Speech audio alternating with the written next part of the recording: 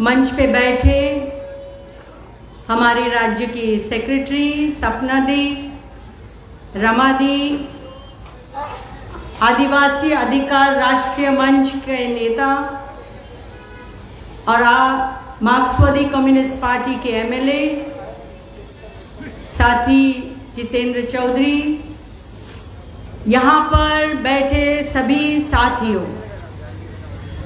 सबसे पहले अखिल भारतीय जनवादी महिला समिति के केंद्रीय कमेटी की तरफ से आप सभी को इतना बढ़िया, इतना बड़ा, इतना हिम्मत के साथ ये जुलूस निकालने के लिए बहुत बहुत अभिनंदन। हम जानते हैं त्रिपुरा के अंदर किस तरह का दहशत का माहौल है, किस तरह से ये बीजेपी आरएसएस की गुंडागर्दी चलती है, डराने की कोशिशें की जाती है। वो सभी को ठुकराकर आप यहाँ पे शामिल हुए हैं, तो आपको बहुत बहुत क्रांतिकारी अभिवादन करते हैं। जनवादी महिला समिति क्यों औरतों के अधिकारों के ऊपर आज मुल्क के हर एक कोने कोने में आवाज उठा रही है? क्योंकि दिल्ली में जो बैठी है सरकार, उसी की सरकार आपकी त्रिपुरा में भी जो बैठी है, ये बीजेपी आरएसएस की सरकार मुल्क के, हमारे देश के 80-90% जो लोग हैं, जनता है, उसकी जिंदगी में जहर घोलने का काम कर रही है। आए दिन आप देखिए किस तरह के हमले हो रहे हैं। अभी 15 अगस्त गया, आजादी का दिन हमने मनाया। पूरे देश में लोग ये सोच रहे थे कि प्रधानमंत्री जो इस देश की हुकूमत संभाले हुए है, लोगों के सवाल पे कुछ बोलेंगे, लेकिन आम लोगों के सवालों के ऊपर कुछ भी मुंह नहीं खोला। महंगाई इतनी बढ़ गई है, हम यहाँ पे आते वक्त अगरतला के मार्केट में टमाटर का दाम पूछा, तो वो जो भाजी बेचने वाला था, उन्होंने कहा हम तो टमाटर रखना बंद कर दिए क्योंकि कोई खरीदता नहीं है। 150 रुपया किलो, 150 रुपया किलो टमाटर का दाम आज तक कभी भी नहीं हुआ है। दिल्ली में जहां प्रधानमंत्री रहते हैं, जहां गृह मंत्री रहते हैं, जहां अर्थ मंत्री रहते हैं, 200 रुपया किलो है। मतलब जिंदा रहने के लिए जो भी चीज हमें चाहिए आज गरीबों के हाथ से निकल रही है। और अनाज महंगा हो रहा है। जब अनाज महंगा होता है तो गरीब कम खाता है। सरकार की जिम्मेदारी क्या है? सरकार इसलिए होती है कि जब लोग भूख से मर रहे हैं तब उसको अनाज दे। आज यूनाइटेड नेशंस का एक रिपोर्ट है, संयुक्त राष्ट्र दल का, ये हमारा रिपोर्ट नहीं है, संयुक्त राष्ट्र दल का रिपोर्ट है, जो कहता है पूरी दुनिया के अंदर सबसे ज्यादा भूखे लोग भारत में हैं। तो सरकार ने क्या करना चाहिए? सरकार के गोदाम में अनाज सड़ रहा है, आप सबको 10 किलो मुफ्त अनाज दीजिए। राशन के अंदर, राशन की दुकान में आप गेहूं, चावल, दाल, तेल, घी, नमक, साबुन, ऐसे सभी 14 वस्तुएं जो लोगों को जिंदा रहने के लिए जरूरी है, आप दीजिए। लेकिन बीजेपी आरएसएस की सरकार ने क्या किया? कर्नाटका का इलेक्शन में हार गए, उसके बाद पूरे देश में उन्होंने राशन के ऊपर अनाज देना बंद कर दिया।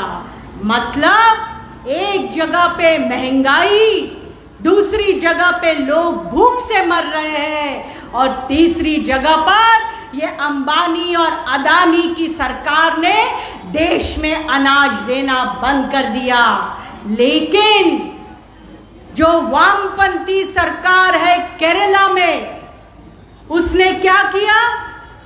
बीजेपी की सरकार ने अनाज बंद करा, लेकिन केरला में केरला की वामपंथी सरकार खुद खर्चा करके अनाज खरीद कर केरला की जनता को सस्ते दाम में दे रही है।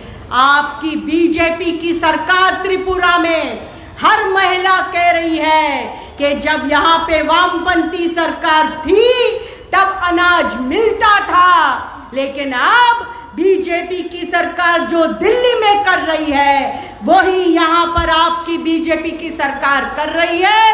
राशन में बिल्कुल कुछ भी अभी नहीं मिल रहा है।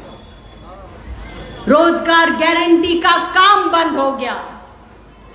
पहले काम मिलता था यहाँ पर। मोदी सरकार क्या कर रहा है?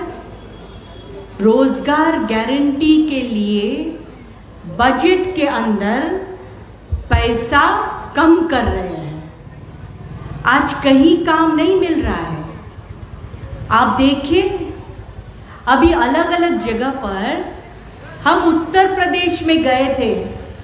उत्तर प्रदेश में चाय की दुकान होती है ना रास्ते पे, तो ऐसे कहते हैं चाय वाला प्रधानमंत्री है, चाय बेचता था। पता नहीं, किसी ने देखा नहीं, लेकिन बोलते हैं।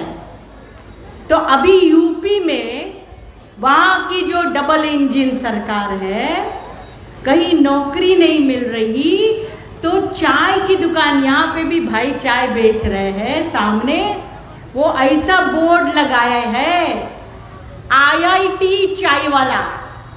आईआईटी किया लेकिन नौकरी नहीं। कोई इंजीनियरिंग किया, नौकरी नहीं, तो बोर्ड लगाया इंजीनियर चाय, कहीं लगाया पीएचडी डॉक्टर चाय। मतलब बच्चे पढ़े लिखे, लड़कियां लड़के, कहीं रोजगार नहीं मिल रहा है। और आप याद रखिए, त्रिपुरा में याद रखिए, ये भूलना नहीं चाहिए किस तरह से गरीब का अपमान करती है ये बीजेपी आरएसएस। जब लोग बोलते हैं काम दीजिए, फैक्ट्रियां खोलिए, जो खाली जगह है सरकारी क्षेत्र के अंदर, रेलवेज में, बैंक में, यूनिवर्सिटी में, इंश्योरेंस सेक्टर में, जो पोर्ट्स है वहां पर सभी जगह पे लाखों जगह खाली है। अस्पतालों में, सरकारी अस्पताल में डॉक्टर नहीं, नर्स नहीं, लेकिन डॉक्टर बेरोजगार, नर्स बेरोजगार, टीचर बीएड किया, एमएड किया, बेरोजगार। तो आप नौकरी दीजिए, वहां नौकरी नहीं दे रहे हैं। और अमित शाह ने क्या कहा अपने भाषण में? 2 साल पहले वादा किया था ना, 2 करोड़ लोगों को हम हर साल काम देंगे। 2 करोड़ देना तो छोड़ दीजिए, जिसकी नौकरी थी वो भी अभी गई है। इसका मतलब बेरोजगारी बढ़ा। तो अमित शाह ने बेरोजगार युवक को, हमारे बच्चों को, जिनको हमने पढ़ा लिखा कर बड़ा किया, उनको कह रहे हैं आपने आईआईटी किया, आपने इंजीनियरिंग किया, लेकिन हमने तो वादा नहीं किया था आपसे नौकरी देने का। ये तो हम तो जुमला सरकार सरकार है, ये सुप्रीम कोर्ट में बोला अमित शाह ने, हम तो जुमला सरकार है। इसलिए अभी आप क्या करो, आप पकोड़े बेचो। पकोड़ा जानते हो, आलू का पकोड़ा, प्याज का पकोड़ा। तो इसलिए हमने आपको उधर भेजा, इसलिए आप गृह मंत्री बने हो, हमको ये बताने के लिए कि हमको पकोड़ा बेचना चाहिए। आपका काम क्या है? आपका काम है नौकरी देना। रोजगार गारंटी में काम नहीं मिल रहा है, ग्रामीण एरिया से जीने का कोई जरिया नहीं, इसलिए लोग शहर में आते हैं और शहर में रास्ते पे रहते हैं, झोपड़ियों में रहते हैं और वहां पे भी घर तोड़ने के लिए आ जाते हैं सब जगह पर। स्मार्ट सिटी बनाना है उनको। स्मार्ट सिटी में इंसान की कोई कीमत नहीं, आप मरो या जियो, हमको कुछ लेना देना नहीं। पढ़ाई लिखाई का सवाल है, उसमें बजट कट कर दिया। स्वास्थ्य का सवाल है, उसमें बजट कट कर दिया। आदिवासी इलाकों के अंदर, त्रिपुरा के अंदर एक बहुत बड़ा हिस्सा आदिवासी इलाकों के का है। आदिवासी इलाकों के जो भी संगठन है, आदिवासी इलाकों में रहने वाले हमारे जो लोग हैं, उनको ध्यान रखना चाहिए, क्योंकि गरीब आदमी भी वोट देता है बीजेपी को। कोई भी वजह से हो, पैसा लेके हो, दारू की बोतल लेके हो, डर के मारे भी कभी कभी वोट दे देते हैं। लेकिन ये ध्यान रखना चाहिए कि जो गरीब इंसान वोट देता है, आज उसी गरीब इंसान की जिंदगी में आग लगाने का काम ये बीजेपी आरएसएस कर रही है। तो पूछना पड़ेगा ये बीजेपी के नेताओं को, इसलिए हमारा वोट मांगा आपने ताकि आप हमारी जमीन हथिया लो। सभी आदिवासी इलाकों का जो कानून है, जो वन संरक्षण कानून है, फॉरेस्ट कंजर्वेशन एक्ट, वो बदल दिया। जो हमारा वन अधिकार का कानून है, उसका कहीं पे अमल नहीं हो रहा है। जमीन अंबानी और अदानी के लिए जंगल की जमीन, वहां पे बड़े बड़े बियर बार खोलेंगे, होटल खोलेंगे, पैसे वाले लोग आएंगे और हमारी आदिवासी बहन इन घरों में जाकर कपड़े और बर्तन धोने का काम करेगी। ये उनका पूरा नियोजन है। इसलिए आदिवासी इलाकों की सभी जनता ने एक साथ आकर ये जो हमारा देशद्रोही सरकार है, उनको हमारे जमीन से भगा देने का काम हमको एक साथ में मिलकर करना चाहिए। औरतों के ऊपर हिंसा कितनी बढ़ गई है।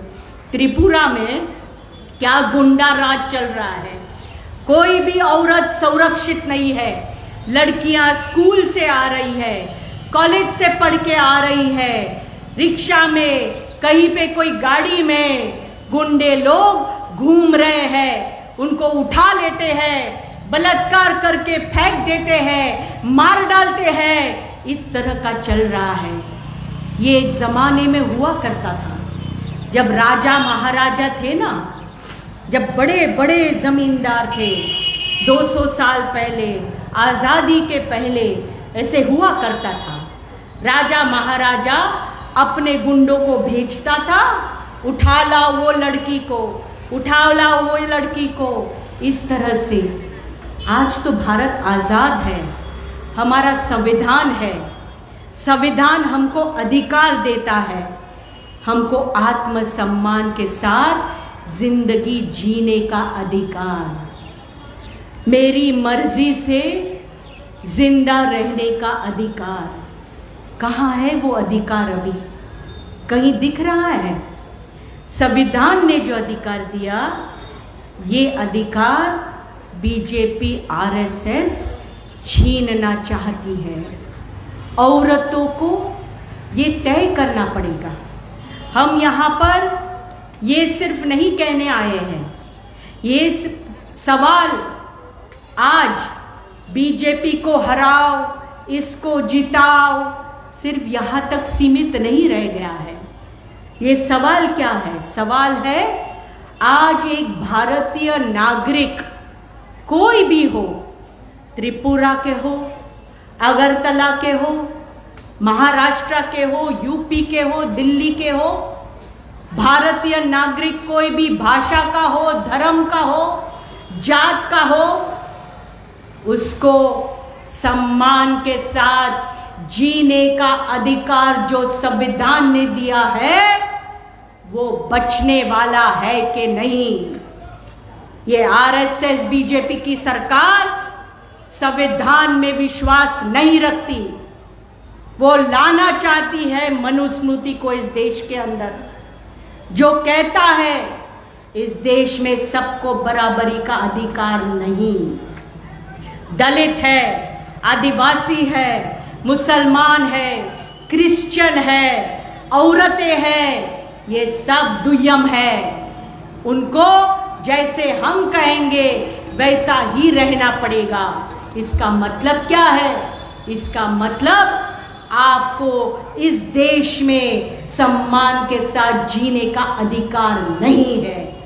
इसलिए सब जगह पर आप देखिए, दिल्ली में बुलडोजर चलाया मुसलमानों के घर के ऊपर, हरियाणा में मेवात के अंदर मुसलमानों के घरों के ऊपर हमला किया, छत्तीसगढ़ में क्रिश्चियन समाज के पूरे घर बर्बाद कर दिए, चर्च के ऊपर हमला किया, झारखंड के अंदर आदिवासियों के घर तोड़े उनकी जमीन हथियाने के लिए, महाराष्ट्र के अंदर, मध्य प्रदेश के अंदर दलितों के ऊपर, दलित औरतों के ऊपर उन्होंने हमला किया।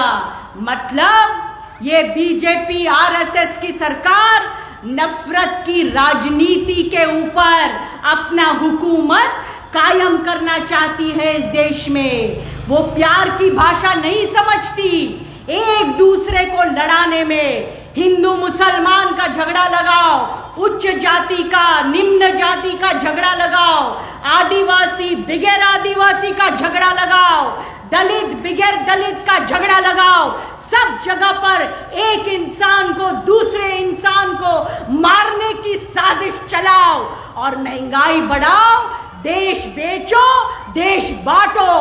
ब्रिटिश की जो राजनीति थी, बांटो और राज करो, यही आज आरएसएस बीजेपी हमारे देश में कर रहा है। इसलिए हमको सतर्क रहना पड़ेगा। ये सरकार देशद्रोही सरकार है। आरएसएस ने आजादी के समय क्या किया? क्या किया आरएसएस ने?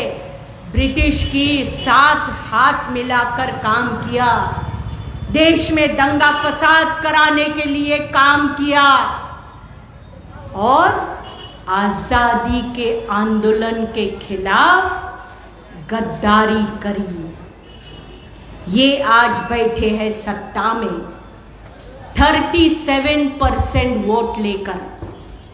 ज्यादा जनता उनके साथ नहीं है।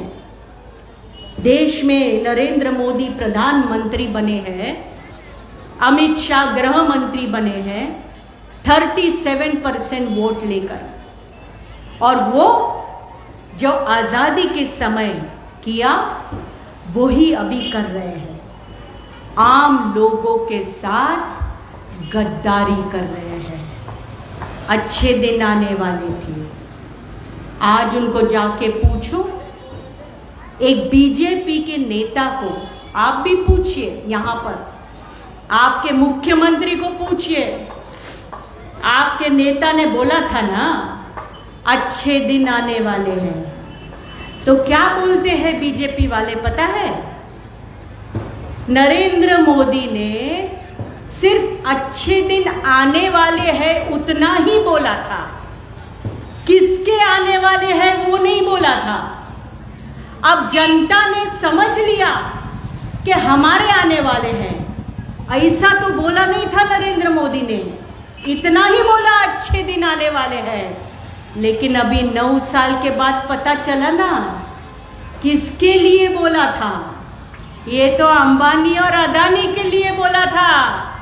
इसलिए ये 9 साल में 11 लाख करोड़ रुपए का टैक्स अंबानी और अदानी का माफ किया, किसान का नहीं माफ किया।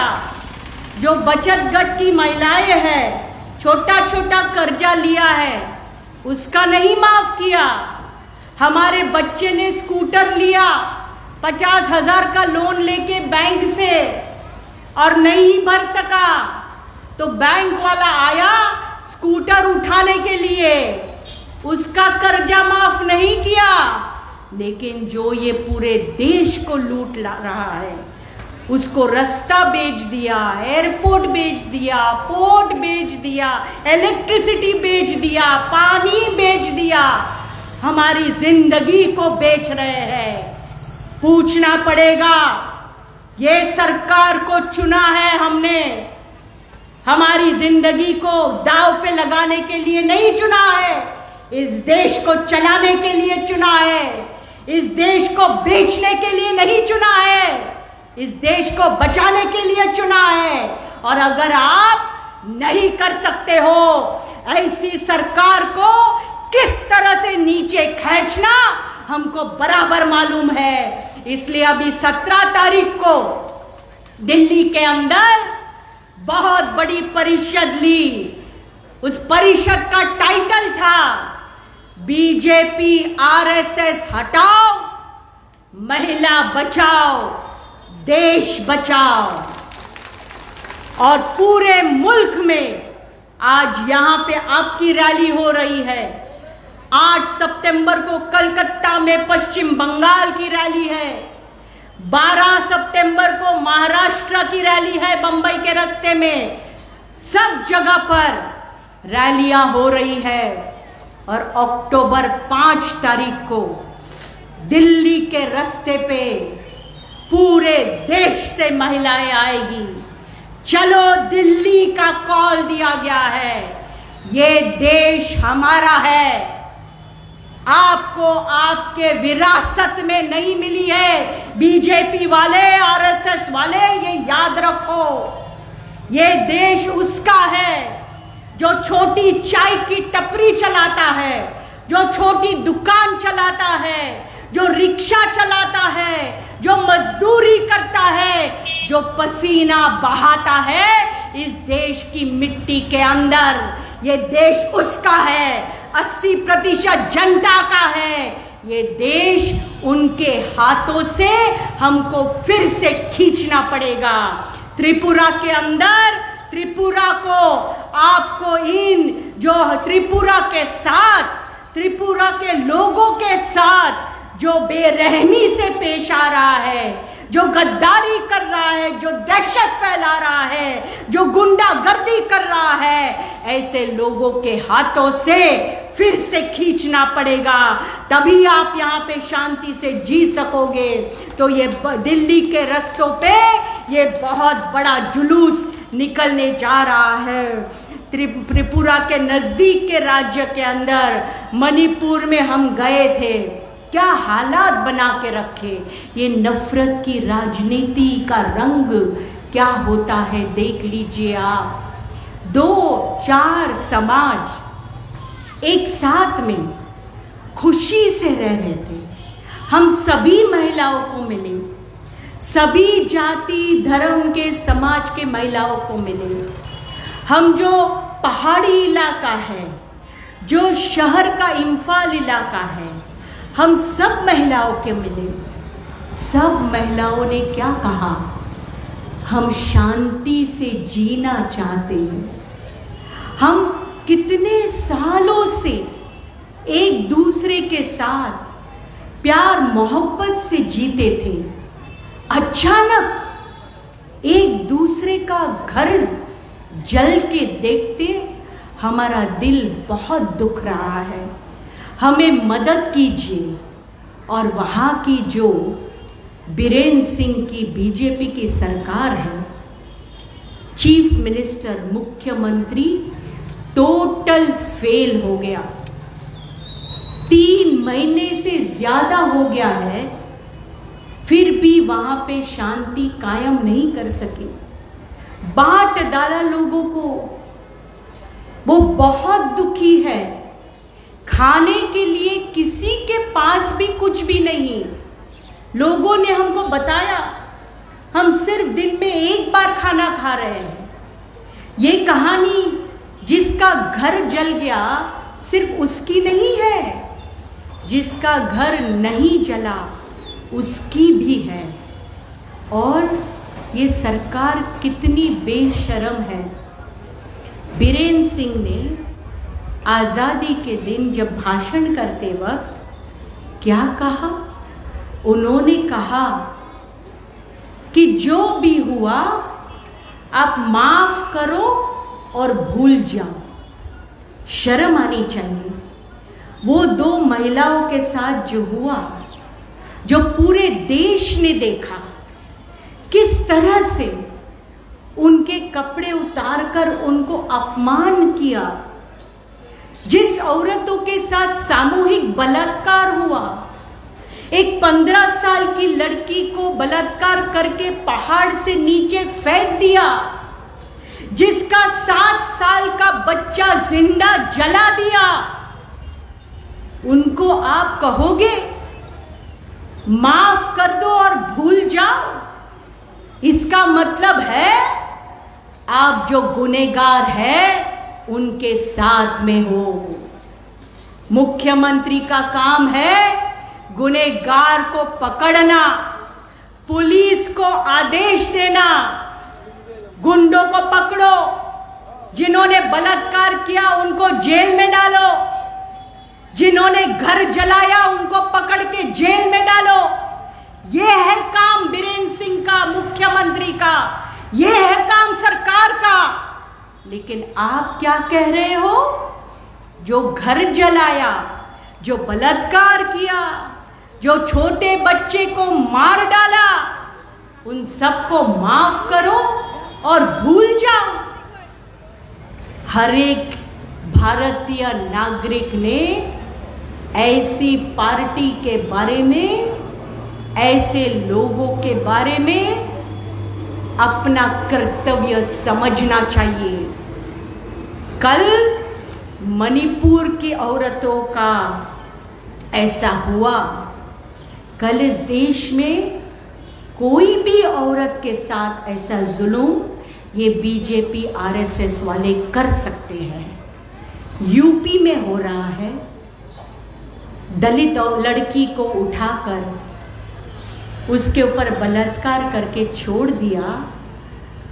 वो गुनहगार के पक्ष में कौन खड़ा रहा? कभी सोचा है ऐसा होता है हमारे देश में? वो दलित लड़की के बलात्कार के साथ उत्तर प्रदेश के मुख्यमंत्री योगी आदित्यनाथ खड़े हुए। वो जो कुश्ती खिलाड़ी थे, दिल्ली के रास्ते पे बैठे थे, ब्रिजभूषण शरण सिंह गुनहगार, आज तक वो बीजेपी का एमपी है, आज तक उसको अरेस्ट भी नहीं हुआ है। कौन सी फैमिली, कौन सा परिवार अपनी लड़की को स्पोर्ट्स में भेजेगी? हरियाणा का कैबिनेट मिनिस्टर संदीप सिंह एक लड़की के साथ बलात्कार करने का कोशिश किया तो हरियाणा का मुख्यमंत्री खट्टर कतई मैं उसके खिलाफ कोई कार्रवाई नहीं करूंगा, इतना बेशर्मी से बोलते हैं। कैसे सुरक्षित रहेंगे औरतें और आम लोग? हमारी बेटी, हमारी बहू, हमारी बहन, हमारी मां, कौन सुरक्षित रहेगा बताइए? तो सोचना तो पड़ेगा कि नहीं, हम किसको गद्दी में बिठा रहे हैं। ये सिर्फ एक पार्टी का सवाल नहीं तो कुछ लोग बोलते हैं वामपंथी को जिताने के लिए मीटिंग लेते हैं। जरूर लेंगे, क्योंकि हम जानते हैं ये आरएसएस बीजेपी को टक्कर देने वाली, बिना कोई समझौता किए, जिसने शहादत दी है, यहां पर जिसने कुर्बानियां दी है, वो सिर्फ वामपंथी ताकत है, सिर्फ लेफ्ट है जिन्होंने जमकर लड़ाई की है ऐसे हुकूमत के साथ जो फिरका परस्त ताकतें धर्म और जात के नाम पर राजनीति करके लोगों का खून बहाया है। कौन है दूसरा? इसलिए बीजेपी आरएसएस को तो हटाना ही है, जरूर हटेगा। 1 दिन, 10 दिन, 1 साल, 10 साल, कितने वक्त आप हुकूमत करोगे? कितने वक्त आप जुल्म करोगे? हिटलर ने भी किया, दुनिया के अंदर हिटलर ने भी किया। यही हिटलर की औलादों ने याद रखना चाहिए क्या हुआ उसका। ज्यादा दिन तानाशाही नहीं चलती है, ज्यादा दिन गुंडागर्दी नहीं चलती है, और ये हम चलने भी नहीं देंगे।